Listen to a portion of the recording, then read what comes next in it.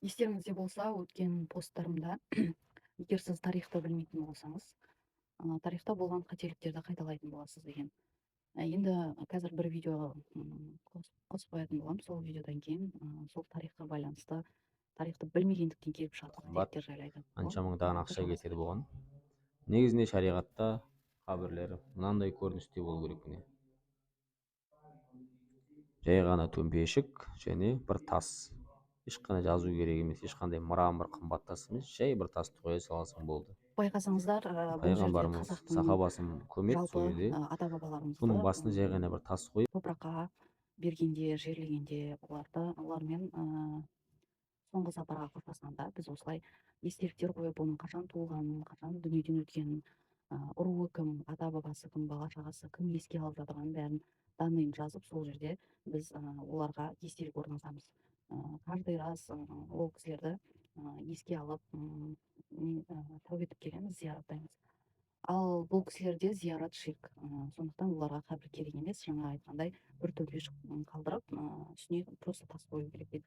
Бұл таза ислам бойынша істелінетін нәрсе.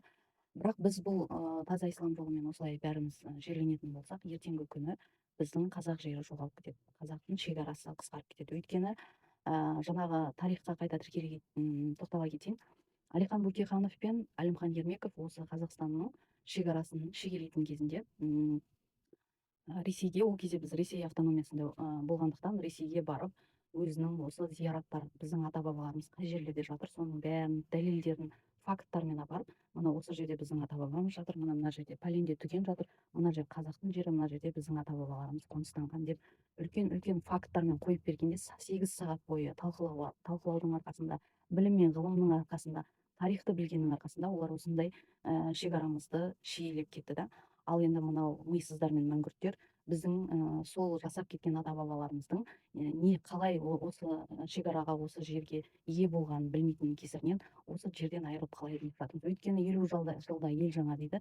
Ертеңгі күні 50 жылдан соң олар келіп бұл жерді тартып алса, бізде ешқандай төлқұжат жоқ, ешқандай факт жоқ, ешқандай аргумент жоқ. Құры төмпешік пен құм бізге дәлел бола алмайды. Сондықтан да мынандай пропагандаларды көріп жатсаңыздар, өтініш, қарсы пікір жазып, олардың үстінен арыз жазып, мүлдем қазақ елінен шығарып жіберуге тырысу керек.